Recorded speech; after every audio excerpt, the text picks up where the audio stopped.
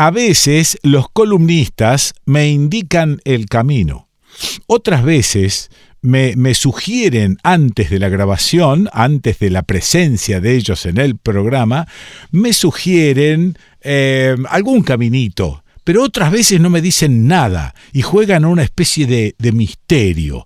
Yo sé para dónde va a ir para el lado de la historia, de los repasos, de ver qué sucedió, por lo menos revisar un poco la historia. No sé si a eso le llaman revisionismo, creo que no. Le voy a preguntar ahora qué cuernos es el revisionismo en historia, porque él está allí, don Leguizamón. Leguizamón, Martín, ¿estás? ¿Cómo anda? Bien, ando bien con esta duda del revisionismo. Cuénteme primero qué cuernos es eso. Es difícil A el ver. revisionismo, es difícil, porque cuando uno revisa encuentra cosas. Ah, mirá, es decir, que a la historia no le va bien con el revisionismo. Los griegos decían, veo que uno a veces dice que para quedar bien, para mí es clave, ¿no? O se cita a los griegos, sí. En el caso de la música se cita a Spinetta, por ejemplo. Entonces, si hablamos de Spinetta o los griegos es como que somos cultos, va por ese lado. O si viste alguna película de surrealismo italiano y queda bien. Ahí está. Pero los griegos decían que la historia ocupaba un lugar físico en el universo, en tiempo y espacio, ¿no? Que te decían, el 25 de mayo, tiempo y espacio, 25 de mayo de 1810 es un día y pasó algo. Sí, ok, sí. Eso es inamovible. Sí. Ahora, ¿qué pasó? Cuando nosotros empezamos a caminar, empezamos a encontrar autores, empezamos a encontrar distintas posiciones, vemos qué pasaba con los criollos, qué pasaba con los vecinos españoles, qué pasaba con Francia, con Inglaterra y con España, empezamos a encontrar otras veredas. Sí, señor. Sí, Entonces, si nosotros vamos a hacer un revisionismo de ese periodo, tenemos que ver cuáles son las miradas. Ajá. Y lo más triste es qué quiere la mirada oficial para hacer ese revisionismo. Sí, claro. Con la historia argentina y el cine, lo hemos hablado con usted mucho tiempo, se intentó hacer un revisionismo de la historia con el cine a partir de Leopoldo Torre Nilsson en los 70. Sí, señor. Con El Santo de la Espada, con Güemes, Un pueblo en marcha, ¿sí? Con Bajo el signo de la patria, de Ignacio Quirós. Ajá. Pero después hubo gente que no le gustó esa mirada. Sí, claro. Y no se filmó más. O sea que, a ver, Martín, revisionismo no es ni bueno ni malo, no es una ideología, es un sistema. Depende de quién lo esté usando para demostrar qué cosa. ¿Es así? Y para demostrar qué relato queremos. Sí. Por ejemplo, cuando Mitre escribe la historia de Belgrano, la historia de San Martín, que en esos tomos, tanto de Belgrano como San Martín, escribe la historia que él quiere para el Estado que se viene. Sí. Él hace un revisionismo, pero deja de lado un montón de cosas. Ajá. Él cuenta la historia que quiere el Estado. Y después no se hizo otro revisionismo de ese relato para diseños curriculares. Ahora, espera un cachito. Cuando uno mira la historia, entonces, desde su subjetividad, ¿se puede volver revisionismo lo que uno está haciendo también con la historia? Porque uno también deja cosas de lado, de acuerdo a los intereses propios. Uno no es transparente. No, totalmente. Totalmente. El tema es cuando dejas mucho de lado. Claro, sí. El tema es cuando dejas una pantalla. Ajá. Y das actores principales y no das actores de reparto, si lo llevamos al cine. Eso es, sí. Entonces tenés una cara y las demás difusas, como, ¿te acordás la película de Wall? Que aparecían muchas caras marchando sin identidad. Sin identidad. Bueno, pasa por ahí. Pasa un poco por ahí. Entonces el revisionismo, sobre todo del siglo XIX, es más complicado, porque el revisionismo del siglo XX es palpable para nosotros. ¿Sí? Tenemos textos, después tenemos filmaciones, tenemos canciones, tenemos escritores, tenemos noticieros, si querés, desde sucesos argentinos en adelante. Tenemos las redes, tenemos la radio, tenemos grabaciones. Entonces es más fácil plantear otras miradas, Ajá, ¿no? claro. E inspeccionar. Hay más Ahora, elementos y muchos de ellos son inocultables. son inocultables y vos tenés grabaciones tuyas que cuentan determinados momentos de la Argentina. Clarito, sí. Entonces, podemos ir ya a fuentes, y a fuentes presenciales, como estoy hablando yo con vos. Claro, y discúlpame Entonces, que sea tan primario. Quiere decir que no es primario. no, pero que sea tan primario en este sentido. Quiere decir que la historia no es una sola, la historia no es un cacho de mármol, la historia no es inamovible, lo que pasó, pasó. No, tampoco, porque depende de cómo lo contemos y cuándo lo contemos. ¿Digo bien? Totalmente. Vos decís perfecto. Por ejemplo, yo te di el ejemplo del 25 de mayo, Sí, ¿no? sí. Que es un día, y ese sí es inamovible. Tenés la fecha, el calendario, dice 25 de mayo de 1810. Sí, Tiene 24 horas que pasó de todo. claro. Ahora, si vos te paras en una vereda y ves el Cabildo, hablás solamente del Cabildo. Pero en el Cabildo hubo 27 niatos que tienen historias de vida distintas y tienen familias distintas y tienen intereses distintos. Sí, señor. Entonces ahí se estás contando un montón de historias sobre un día. Sí. Y ahí se abre. Bueno, Ahí pero a ver, se también alguien eligió ese día como día importante para que vos digas esto. Quizás hubo otra fecha que fue mucho más importante que ese 25 de mayo, elegido por quien contó la historia, y que en esa otra fecha está totalmente olvidada y no tenemos historia de esa fecha. ¿Puede ser así? Totalmente. Lo que pasa es que esa fecha te marca el cambio de una junta o el cambio o la renuncia de un virrey. Entonces es un inicio político. Pero, sí. ¿qué pasó el 26? ¿Qué? ¿Cómo siguió el 26? Sí, pero ¿cómo? No sé cómo siguió. ¿Qué pasó? Y es cuando se empieza a trabajar la revolución. Ajá. Es cuando se sientan y empiezan a escribir y decir, bueno, ¿qué medidas tomamos? Sí. ¿Qué hacemos con esto? ¿Qué hacemos con los patricios? ¿Qué hacemos con Saavedra? ¿Qué vamos a hacer con el virrey?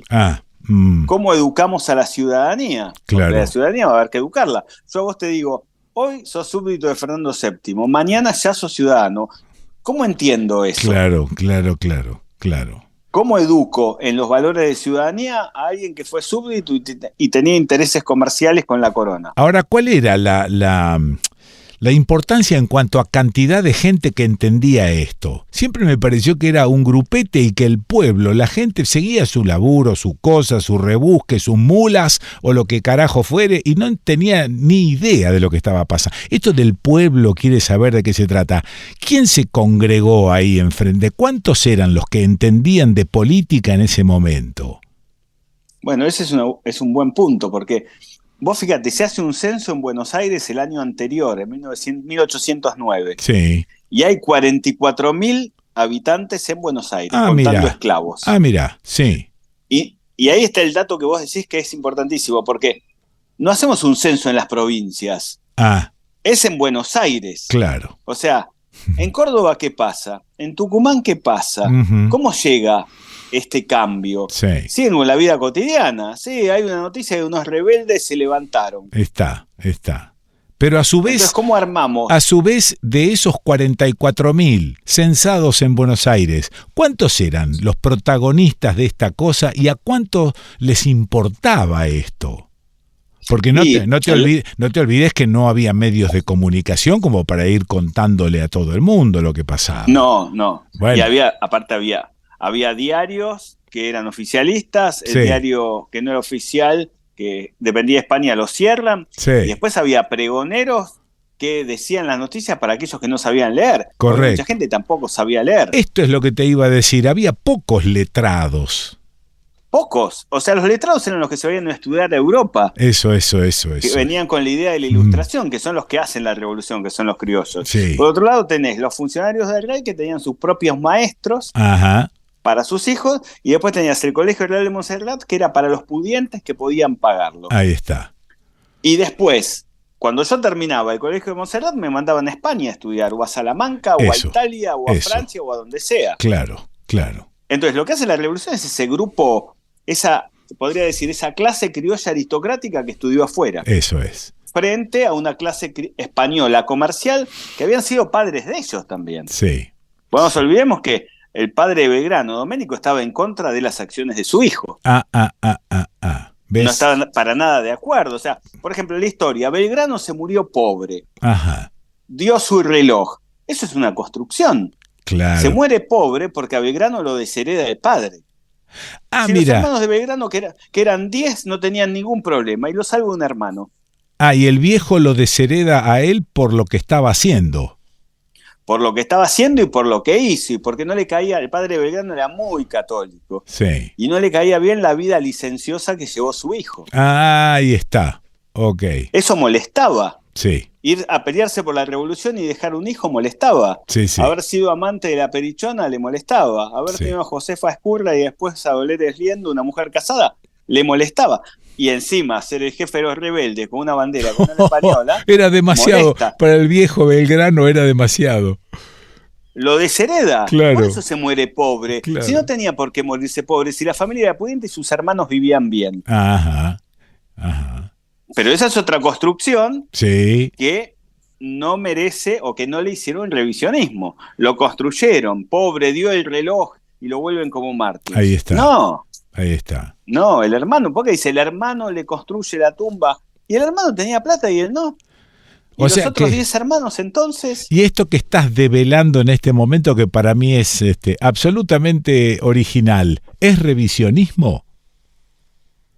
Para mí es descubrir amnesias buscadas. ¿No te gusta el término revisionismo? No, porque, pero porque sí, yo intento, no seas turro, yo intento en lo posible darle un valor casi te diría neutro a la palabra revisionismo, y vos no me terminás de explicar que el revisionismo te parece una chantada. Porque es muy, muy pedagógico, muy de que nos quisieron poner eso en la escuela, sí, sí. De los diseños curriculares. Hagamos un revisionismo histórico, pero con Ibáñez, con Mitre y con tal. Entonces no te gusta el término. No, con Pessoa, Piña y Leguizamón. No te gusta el término. A vos no te gusta el término. Es muy estructurado. Yo soy más que nada un divulgador. Sí. Te gusta más algo un poquito más anárquico. Claro, y Belgrano era más anárquico. Belgrano no hubiese resistido un revisionismo. Por en cambio, ejemplo. Sarmiento sí. Sí, claro. Sarmiento habla de revisionismo. ¿Sí? Pensá que Sarmiento cuando inaugura el monumento a Belgrano dice: Belgrano es la Roma en Grecia. Él solo entendió lo que quiso decir. Sí. Y a Belgrano no le hubiese gustado que le digan eso. Claro. Ok. Bueno. O sea, si yo tengo que hacer un revisionismo serio, sí. Y tengo que decir que en 1806, en la primera invasión inglesa, hubo un ejército de mujeres. Se llamó las Defensoras de Buenos Aires, que eran 33. Sí. Y no aparece en ningún libro. ¿Y por qué no aparece? Y porque ahí tenemos que contar la historia de Manuela Pedraza, cómo llega Manuela Pedraza. Pero digo, no aparecen esas mujeres por ese revisionismo mitrista. Porque para mí el revisionismo implica invisibilizar. Muy bien. Vamos entendiendo. Sí. Y vos sabés que yo soy medio anárquico. Sí, no, está bien, pero te tuve que empujar un poco para que llegues acá. Y me va picando y yo me prendo. Qué bueno. Es maravilloso. Me va picando y me prendo. Es maravilloso, porque la verdad es que yo no pregunto con mala intención, solo pregunto. No. Y está bueno que fluya el tema, ¿no? Y se pueda conversar Totalmente. de esto. Yo cuando hablo con usted siento que atrás tengo los fantasmas de Manuela Pedraza, de Belgrano, que me dicen decile esto, no me dejes afuera. Muy lindo. O Cortázar que me habla de acá atrás, me dice, no, fíjate los laberintos, sí, la rayuela por donde pasan, y ahí vas metiendo. ¿Viste? Qué maravilla. Bueno, ¿qué otra cosa tenés que revisar de todo eso? Que no sea revisionismo, que sea No, y para mí, remirar. Para mí lo que hay que remirar, pero desde 1811, y lo vengo diciendo hace tiempo, es la idea de la educación, que lo hemos hablado más de una vez. Sí, es verdad. Es poner las cosas como son. Sí. El primer educador fue Belgrano. Hoy tenemos un día Belgrano justo. Sí, el primer educador es Belgrano. Bueno. Las primeras escuelas las arma él con el grupo de mujeres desde María Lynch, Guadalupe, la misma Rufina Basavilbaso, y arman las escuelas, y hablan de escuelas de mujeres, y hablan de un futuro mixto. Sí. Entonces, partiendo de la base de esas escuelas de la patria, de la revolución, donde justamente apuntan a cambiar esos valores que eran de una colonia, que dependía de una monarquía, a unos valores más ciudadanos. Eso es. ¿No? Sí. Ahí podemos decir, sin que existieran en ese momento esas palabras, pero las trabajaban, hablamos de empatía, de resiliencia, claro. de ciudadanía, ¿no? De sentido crítico, de pensamiento crítico, de diversidad. Belgrano hablaba de eso. Y su grupo de educadoras hablaba de eso, por eso él designa a cada una de ellas para trabajar distintos planes de estudio. Y él, como decía, es el pensamiento. Ahora, después vienen estos sujetos que revisionan la historia y dicen que el primer educador fue Sarmiento. Claro. Cuando Belgrano dice fundar escuelas es sembrar en las almas. Ahí está. A Sarmiento no se le hubiese ocurrido nunca esa poesía. Sarmiento nunca escuchó a Spinetta. Pasa por ahí. Sí. Ahora, entonces convengamos que la educación no haya sufrido cambios es parte de un plan. No es no es algo que sucedió porque, bueno, sucedió y punto.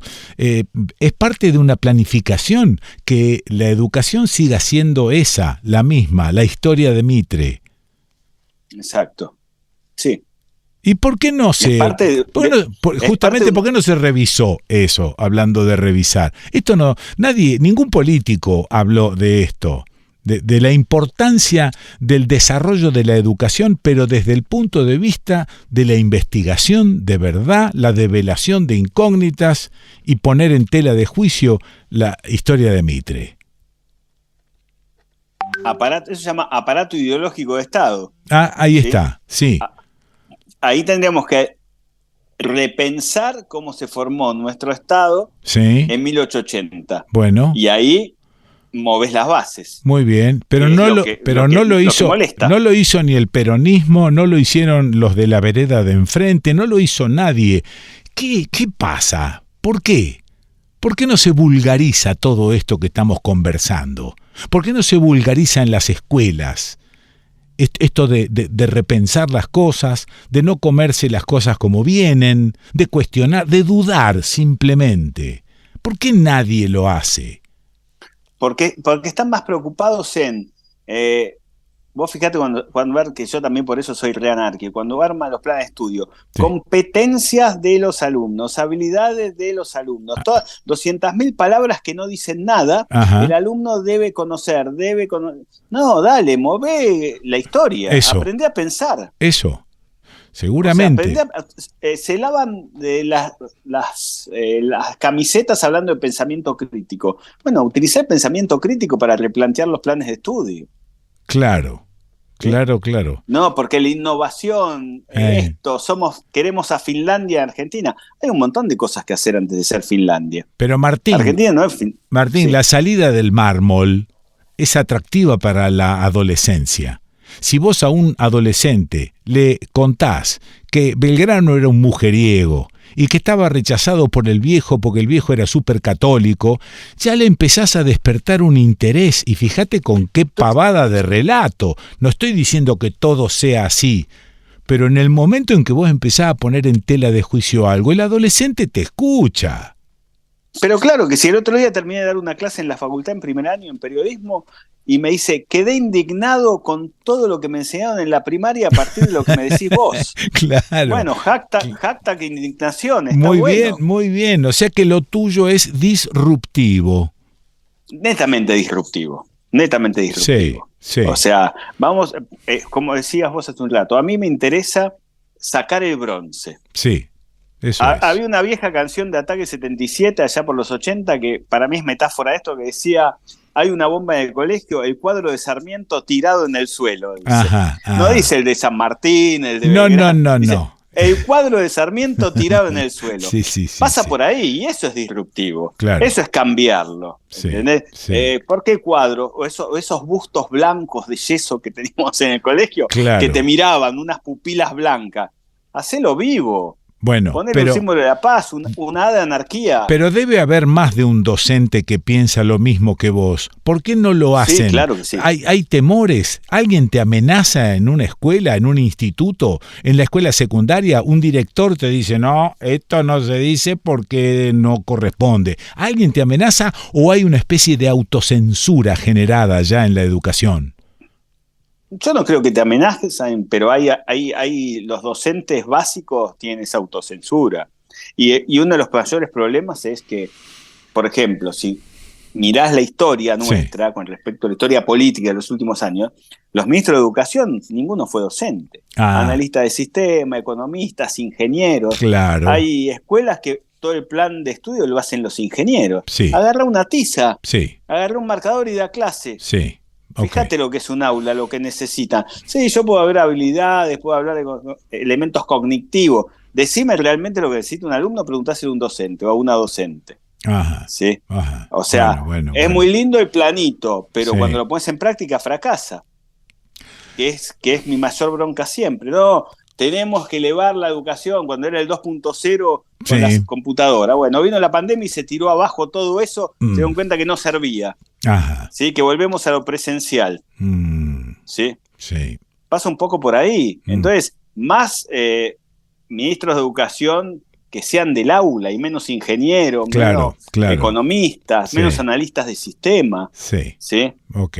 Bueno, me hizo enojar. No, pero no sé, bueno, no sé, la verdad es que si es un método de dominación, seguramente es por eso que la política no se mete con esa transformación, porque es un método de dominación. Ahora, sí, no, digo que debería ser tan obvio que el mismo alumnado debería movilizarse y ahorcar a un director. Pero Quique, fíjate esto, sí. ¿Por qué el problema siempre en Argentina es la educación? Sí, es verdad. ¿Y por qué siempre hablamos de estos temas que a mí en particular me gusta, que son del siglo XIX, con efemérides? Claro. No se lo explican de otra manera. Clarito. Con el cuadro de Sarmiento, con el busto, con Belgrano y la bandera. Clarito. Sí. Entonces, ese es el cambio que tenemos que hacer. Que no lo hacen porque les conviene que sea así. ¿Ha visto? Les conviene todo ordenadito. Sí, ha visto. No toquen nada. Cero disrupción. No hagan ola. No toquen nada. No hagan ola. Esta parte de la primaria está perfecto. Tenemos el acto, nos juntamos, hacemos el acto y cantamos. Eso es de la época de mi abuela. Clarito. Sigue siendo así. Sí, sí. No, nunca cambió. Y el chocolate caliente y no contamos que las escarapelas eran armas. Pasa por ahí. Sí. Bueno. Imagínate si yo en vez de dar escarapelas doy armas en el colegio. Es algo un quilombo enorme. Y si digo que French y Beruti eran punteros políticos, en vez de esas almas perfectas, y que tiene un regimiento de 500 infernales. No, tiro abajo toda la historia. Eso es maravilloso, que los hayan vestido de inocentes totales repartiendo escarapela como dos boludos, es maravilloso, y que nos lo hayamos creído, más maravilloso todavía. Y aparte, vos fíjate, French y Beruti termina ese día. ¿Qué pasó después con French y Beruti? Claro. Al otro día, Beruti forma parte de Granaderos a Caballo y cruza los Andes y pelea. Ah, mira. ¿Ha visto? Pero ahí ya te dicen, no, a mí me interesa el Beruti de la escarapela, no me interesa otro. A mí contame el de la escarapela y me voy a dormir contento. Debe ser muy grande la cosa, entre comillas, como para que nadie meta mano en ella, que nadie quiera modificar nada. Debe ser muy grande. Exacto. Claro, es una herramienta gigantesca, sí. Pero por eso, Quique, no se filma nada de cine argentino. Claro. ¿Cómo no puede? Tenemos 223 años de historia. Sí. No hay una película de la Revolución de Mayo. Ajá. No hay una. Sí. No hay una película del 9 de julio. Uh-huh. Dos momentos claves. Clarito. Entonces vos decís, pero qué raro, ¿no? Sí, raro. Bueno, te llamo y la seguimos con esto porque a mí me resulta apasionante conversar con vos y descubrir cosas. La verdad, dale, apasionante. Dale. Bueno, te mando abrazo grande. Me voy a la Son Fazón. Y sí, ahí lo tiene, mirá, la Sanfazón, el tipo agarra, ¿viste? La tabla de surf, la pone bajo el brazo, se sube por el lado izquierdo y se va al trotecito. Lindo. Bueno, abrazo grande. Nos vemos. Adiós, don Martín Leguizamón, viejo gaucho. ¿Lo escuchaste a Martín Leguizamón? Sí, y lo escuchaste con atención a Martín Leguizamón. ¿Dónde? Y aquí, en el desconcierto.